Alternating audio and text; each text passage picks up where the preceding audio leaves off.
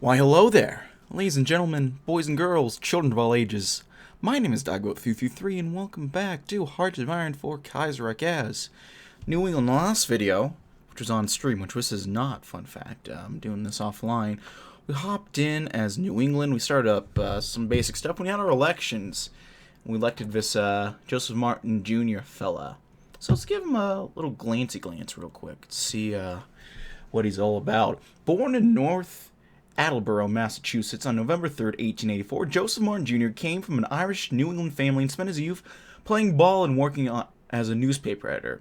A so-called compassionate conservative, Martin supports the use of conservative techniques and concepts to significantly improve society's welfare. Ascending from a career of local and then state politics for Massachusetts, Martin secured a position in Congress as a representative for the Republican Party.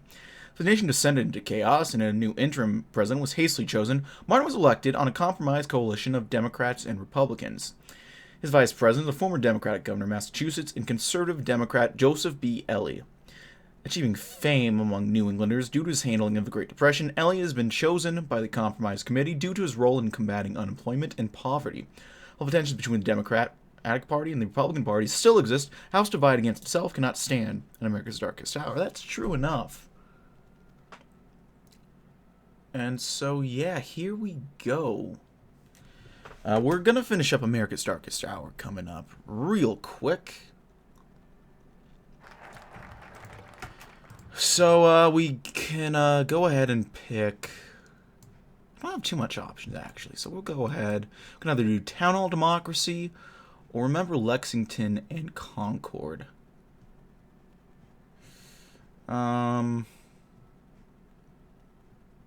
This would let us do propaganda campaigns.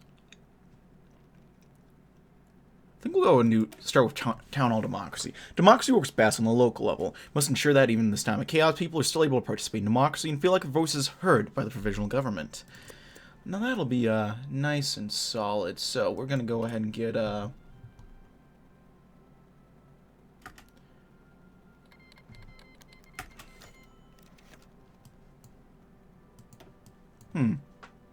Starting off with shoe strike, okay. Perhaps emboldened by the Civil War that has torn apart our nation, workers in the shoe industry in the cities of Lewiston and Auburn took to striking. These strikers, many of whom come from French-Canadian descent, began demanding higher wages, conditions, shorter work weeks, and union representation, the number of protests growing to the thousands. Shortly after the strikes began, the manufacturers offered a 10% wage increase to fulfill the strikers' demands, but these offers were quickly put down.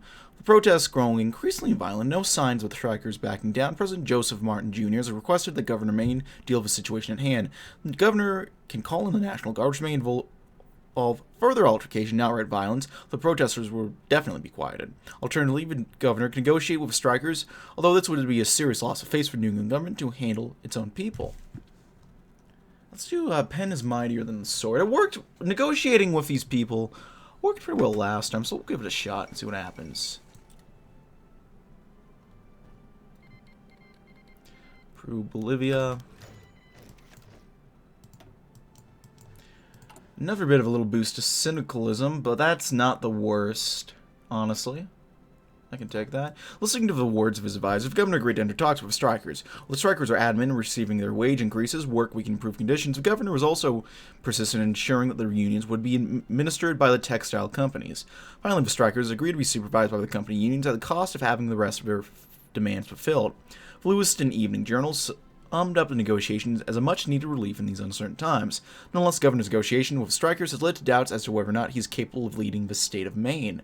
Maine and the nation do see cynicalism as an ever-present threat, and surely pleasing the workers will only encourage their radical ideas to spread further. Criticisms from Democrats in Maine have been aimed at the governor's seemingly soft stance, claiming it as a, quote, surrender to cynicalism. I think it's still a success. I don't know what these guys are on about. The 4th of July. Wonderful. Since the start of hostilities this year, many Americans held on to the false hope that the violence would settle down quickly and the politicians would find a solution without war. However, the 30-day deadline came and went, and America found itself at war. Some say New England was lucky to have avoided directly participating in the war. However, the atmosphere has remained tense, and war looms on the horizon. While many detractors have pointed out the irony in celebrating the 4th of July in the midst of a Canadian occupation, yeah, sure, that's kind of Ironic, isn't it? The provisional government in New England has sought to combat the perception of being Canadian puppet by putting on a memorable 4th of July celebration. Speaking before the Bunker Hill Monument, President Joseph Martin Jr. delivered his address by recalling the sacrifices Americans made in order to protect the liberty and prosperity of a nation, bravely waiting until they could see the whites in their enemies' eyes before firing their limited ammunition. He wanted to stress that Americans and Canadians were working now as equal partners and brothers, and that someday America would be free once more. Hopefully. Yeah, you can hope. So vicinities are doing pretty well, which I didn't fully intend for that to happen, but that is what it is. Okay, Vice President Joseph Ellie, working closely with prospective Vice President from the Democratic ticket, Theodore Green, have brought a request to the desk of the President. Ellie favors a debt-based public works program in an effort to attempt to solve rampant unemployment, while President Martin Jr. has made it known that he has issues with his, quote, second square deal program. He has agreed in the spirit of compromise to not block Congress from passing legislation. We need a united legislature, after all. So I'm going to guess this will eventually get us to the second square deal coming up here.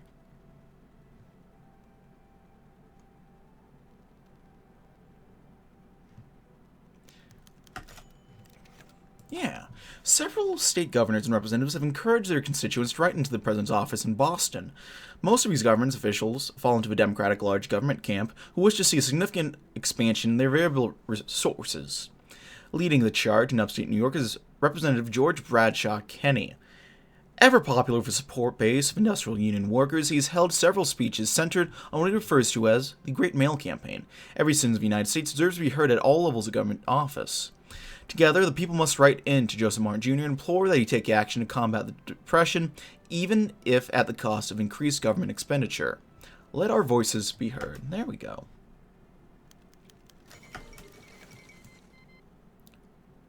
The Ictuan Revolt, okay. So, death knell of the Maine clan. Ooh. Since its inception as compromise between the divided Congress of the American antebellum, the northernmost state of Maine has long been considered a land of moderation and tranquility. To this end, the political trends in Maine are a good measure of the national mood, with September gubernatorial election widely considered a predictor of the following national election.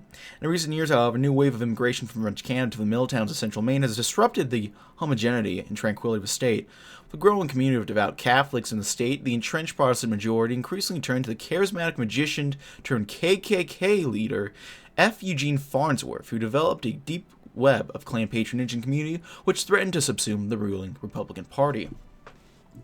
These tensions would come to a head in 1926 when a clique of pro-Klan Republicans led by Governor Owen Brewster were silently defeated by the old guard of their party, which joined forces with their Democratic enemies to secure the election of an anti-Klan senator. In the wake of this electoral defeat, the Maine Klan suffered a number of legal and monetary setbacks, leading to a near-universal collapse. While the Klan itself is all but dissolved, a more insidious legacy remains. A number of sheriffs and municipal administrators across the state were put in place by the Klan more than a decade ago and continue to maintain Klan values in much of the state. As far as official membership goes, on the other hand, all that remains are the women of the Klan, who continue to fund a collection of local chapters through bake sales and church meetings. I'll stay away from the Klan casserole, thank you. Well, that drops out our Silver Legion popularity, which I'm very much in support of. Dropping the popularity, not the Silver League, I should clarify there. I think we're done with the exercise. You guys go back into port for now.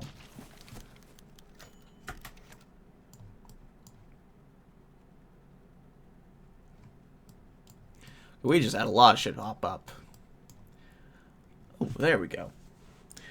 Alright, today the Canadian government, and through them, the exiled British leaders and the entirety of the Entente, declared their support for New England as a true and only legitimate claimant to the mantle of American leadership. While stopping short of promising direct military intervention, they have offered to bolster our forces with equipment and volunteers, as well as numerous military advisors to speed military planning. They have so far asked for nothing in return, stating solely that victory would be a boon for the world order. Well, we'll take all the help we can get.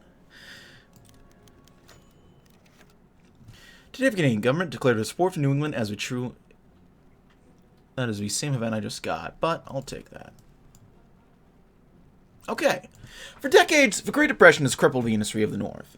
The lines of people queued at soup kitchens and businesses closing became a norm as American society continued to climb. With its second civil war in recent history, the American industry across the nation has exploded as production has turned to war material.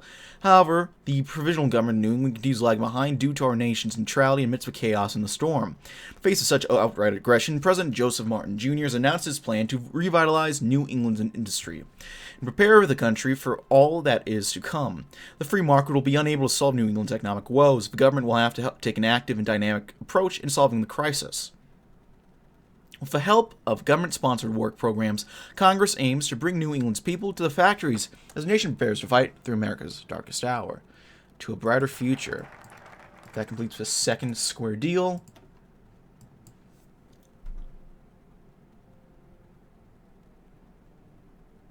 Trying to be pretty solid. I'm going to look through all of these real quick.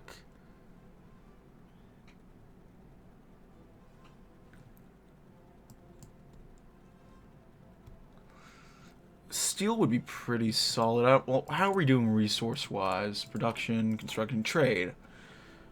We're exporting steel, so being able to export more actually might not be too bad. So steel one might not be too bad, but it's not the worst. On the Yale campus in New Haven, Connecticut, a new interest group has risen in prominence. Inspired by prominent aviator Charles Lindbergh and the famous priest Charles Coughlin, the American First Committee comprises of individuals concerned about New England's tight relationship with the Dominion of Canada. Many see America's drawn into a distant European role, while America is still burning in pieces. Even prominent New England politician David Walsh of the Democratic Party was seen in attendance at several America First rallies. The America First Committee has outlined clear points such as building an impregnable defense for America and that American democracy can only be preserved by not involving New England in Europe's wars. As the national crisis continues to escalate, many are undoubtedly thankful for Canada's protection and aid, but many are also aware of Canada's growing presence in American affairs. The provisional government in New England exists only because of Canada's intervention, and thus it will take time and effort to legitimize the government of New England as the true successor of the United States. Isolationist or not, no one in New England wishes to witness a return of the British in Boston. While the Canadians have assured the New Englanders that they are safe, only time will tell whether or not the occupation is temporary. Well, they make some good points? I don't know.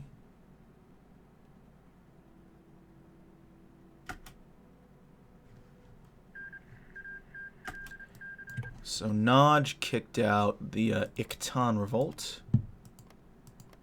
So that's what? Saudi hegemony, I think.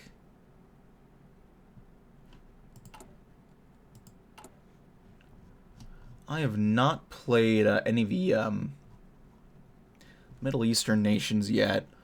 They haven't really caught my eye. So if they're any good, let me know. Cause I'm kind of curious, but also, Greece is not doing the best, although Serbia is doing. Well, Serbia is doing okay, and then Romania is kicking some ass. So good for Romania. Let me go ahead. Add a person of influence.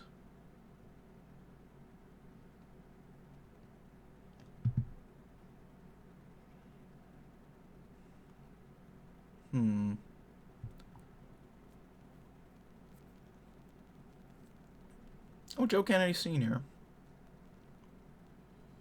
Interesting. I think I'll go with Francis Perkins.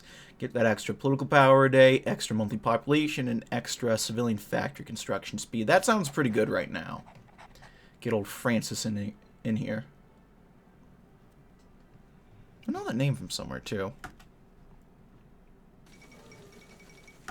Formation of the Moscow Accord. Which Moscow... Yeah, they went Nat Pop this go-around. So that'll be a interesting little conflict there. New national focus.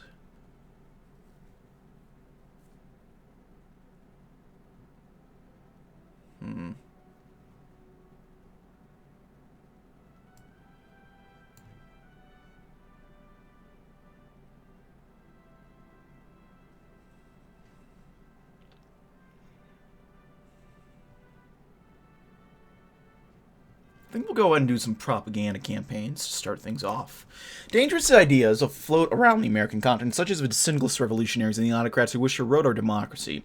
In these desperate times, Americans will find themselves susceptible to false ideas and notions, and only we can guide them to the truth. We will undertake... How did I lose my spot there? There you go. We will undertake efforts to show that the Americans know that we are a legitimate government that promises to uphold promises made by the Constitution. There we go. So yeah, I was gonna stream this a little bit, but got back a little late. I took a nap today just because I started working on cleaning up my room and doing some shit that I probably should have done a while ago, if I'm honest. So Bulgaria got beaten back. Feels bad for them. So I kind of took it a bit easier around the middle of the day. And then by the time I finished up some of the other stuff I had to do, I was just kind of tired. I also had to wash my New England hoodie, because I've been wearing it for not a long time, but long enough that I figured, okay, it's about time to shower. Or wash this guy off. So, it doesn't feel right, you know, going out there without the hoodie, especially if we're playing it. So, that is why I am, what's my command power gain? We don't have any war support, so that's going to affect our gain of that. That makes sense.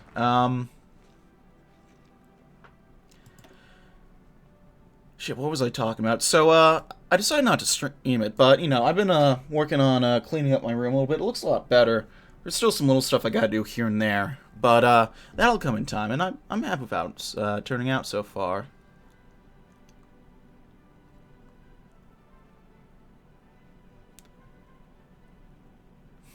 Could maybe sway public opinion. And then I think we'll do this one and then go ahead and work on some of the economic stuff from there.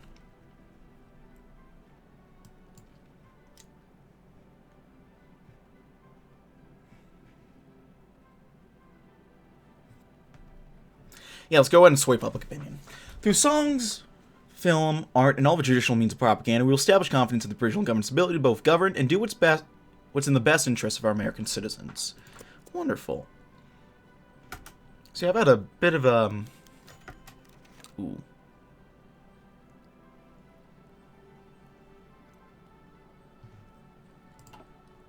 Let me check the military real quick.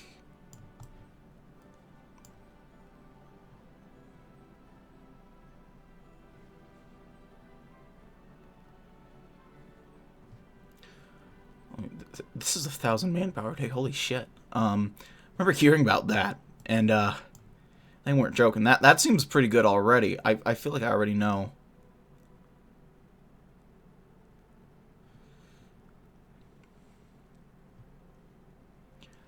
Fuck.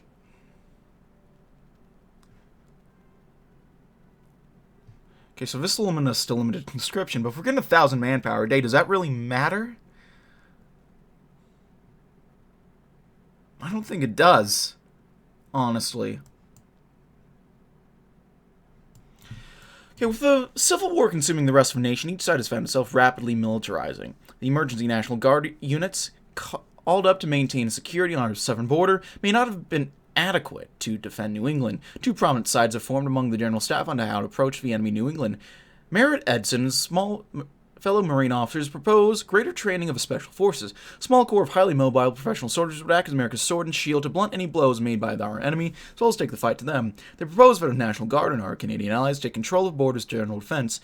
Meanwhile, George Kenney advocates for a general enlargement of the military, including conscription.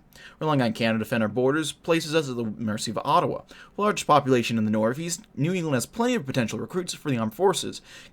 Kenney argues that our position in industrial capacities allow for our forces to grow inside throughout large shortages. America's strength lies in our special forces. Which, no shit. We get 1.5% recruitable population, a little increase to training time, but weekly manpower is 1,000. We get all this organization shit, too. Yeah. I mean, I don't want to say that's blatantly obvious, but it's pretty obvious.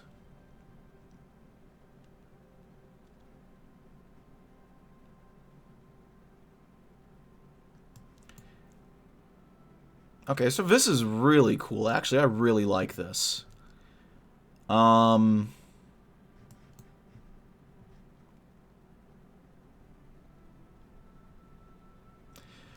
I'll probably still at least do the work progress administration, maybe the civilian conservation corps on top of that, but then get working on some of this, get an extra research slot, which how many research slots do we have? 4.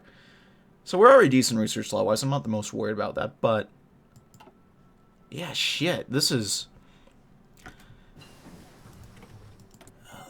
team did a pretty solid job on that. There goes Don Kuban.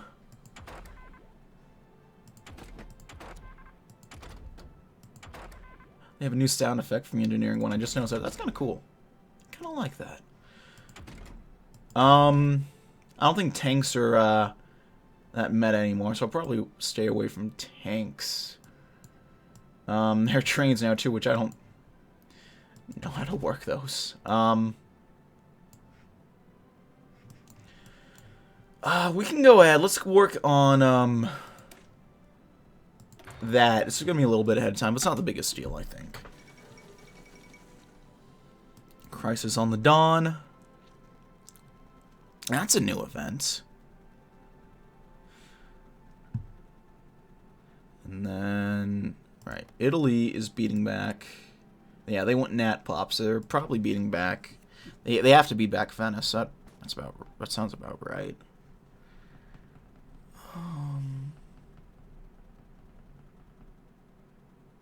Serbia seems to be doing okay. They went with those guys.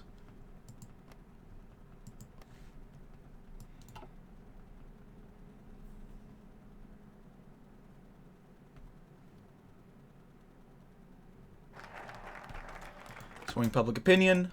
Good stuff. Now let's go ahead and do the Works Progress Administration. With much of our population unemployed due to the economic crisis, we have a huge source of untapped potential labor at our disposal. The Works Progress Administration, hold on a second, will create jobs to build infrastructure and public construction across New England to get our people back to work. That sounds like a good place to start.